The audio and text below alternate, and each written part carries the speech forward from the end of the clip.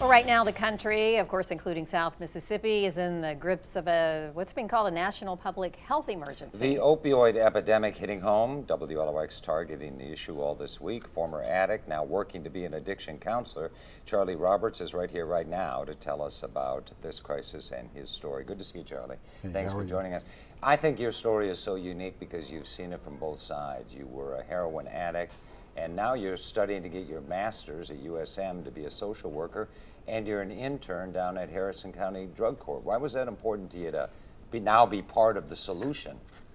Well, the big thing for me is that in order to stay clean and sober, I've had to be of service to other recovering persons, and I think it's important to continue that if I want to remain clean and sober myself. And being that I had to do something with my life, I figured that I would do something that would fall along the lines of recovery.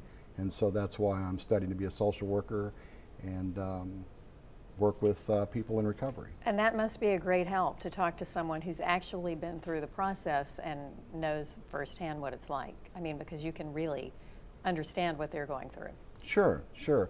I mean, people that have been through what you've been through is pretty much the best way to help people, is to know that someone else has that experience. And so that's what I do.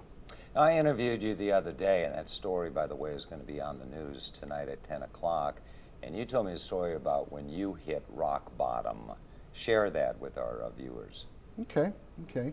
Well, in 1993, I got clean and sober in Denver, Colorado, and my home at that time was essentially the county jail or living under an underpass. And that was the way things ended up for me, because it no longer became about like paying bills and things like that. For me, it was about getting and using and finding ways and means to get more. And my drug of choice was heroin, and so I had to have it every day. So I didn't have bills to pay because I had drugs to do. How does that addiction stay with you? I mean, you said you have to stay on top of it and keep fighting it, and that's one reason you're doing what you're doing. Is it always there? I mean, is the temptation still there, or is it just you just know it's possible and you don't want to ever go there again? I don't believe that it ever totally goes away. I mean, on a hot summer day, sometimes a cold beer sounds good, but you know, I do know that if I am to drink one beer, I'm going to have 2, 3, and then pretty soon I'm going to go get what I really want, and that would be a shot of heroin.